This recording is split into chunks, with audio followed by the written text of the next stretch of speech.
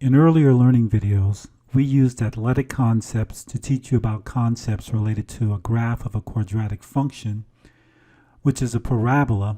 Now we will reinforce the concepts we learned by looking at the graph of a parabola without the athletic parallel.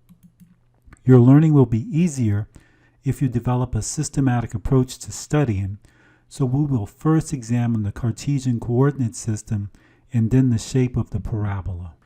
In the next learning video, we will examine the table and equations associated with the parabola and quadratic functions, but for now, let's focus on the two features we mentioned.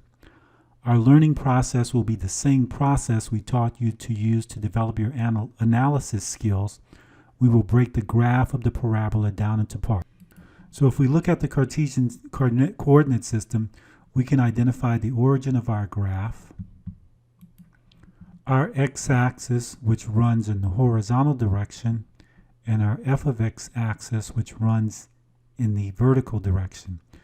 Notice that the scale of measurement of our x-axis is 1 unit increments. For example, 1, 2, 3, 4, 5. And the unit of measurement for our x-axis is seconds. So if you think about it, our x-axis measures time. The scale of measurement for our f of x axis is also 1 increment, 1, 2, 3, 4, and the unit of measurement for our f of x axis is in meters. So our f of x axis is divided into 1 unit increments and it's measured in meters, so f of x measures time. Take a minute and closely observe the labeling of the axes as well as the unit of measurements of the axes. The scale and units of measurements for every graph will be very important, not only when creating graphs, but also when interpreting graphs. Now let's examine the shape of our graph. As we've previously stated, the shape of a quadratic function when graphed is a parabola, and parabolic graphs have specific equations and characteristics associated with them. And learning and understanding the equations and characteristics will be necessary for you to successfully solve problems and answer questions related to parabolas and quadratic functions. And by the way, the terms we use to describe the characteristics are known as the academic vocabulary for parabolas and quadratic functions, and you will be expected to use these terms when discussing parabolas and quadratic functions. So if we use our systematic approach and first identify the axes of the graph, we see that our x-axis runs in the horizontal direction, and as previously mentioned, the scale of the x-axis is divided into 1 unit increments, and the unit of measurement is seconds, and we discussed that this is a measure of time.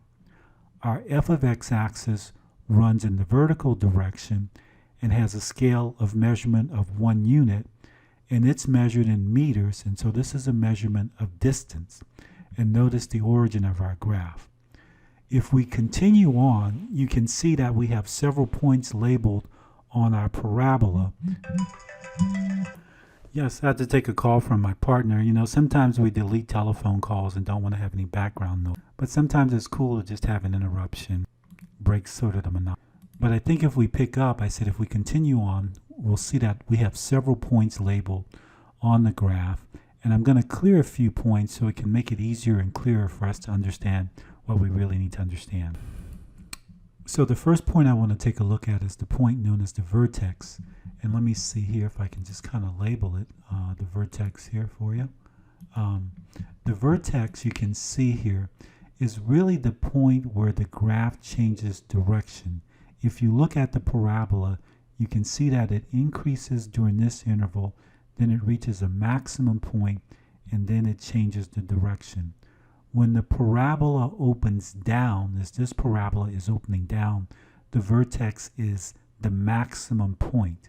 But the key part about the vertex is that it's the point at which the parabola changes direction. If you visually flip this parabola and have the parabola opening upward, you can see how the vertex will go from being a maximum to being down here in a minimum, but it would still be defined as the point at which the parabola changes direction. Also, if we draw an imaginary line through the vertex, we divide the parabola into halves, and these halves are actually mirror images. For example, notice how we've inserted this blue dotted line and we've divided the parabola into half, and how these halves are mirror images. Notice that this point goes from the x-axis through the vertex. This imaginary line is known as the axis of symmetry. Take some time and observe the vertex, the axis of symmetry, as well as the mirror images that are created by the axis of symmetry. And enjoy the bird noise in the background if you can hear it. If we continue examining points on the parabola, we have 2 points labeled where the parabola crosses the x-axis. These points are known as the x-intercepts. The x-intercepts are important because these are the points where the value of the calculated function is 0. We'll discuss the x-intercepts more when we examine equations associated with parabolas, but it's important to know that the x-intercepts are the points where the graph or the parabola crosses the x-axis. A couple of important points to know about the x-intercepts are: a parabola may have 2 x-intercepts, it may have 1 x-intercept, or it may not have any x-intercepts. Also, do not confuse the x-intercept with the x-axis.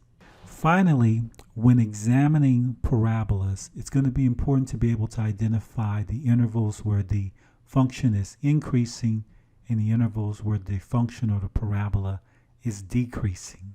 In the case of our graph and our parabola, the parabola is increasing from negative infinity to 4 and decreasing from 4 to positive infinity.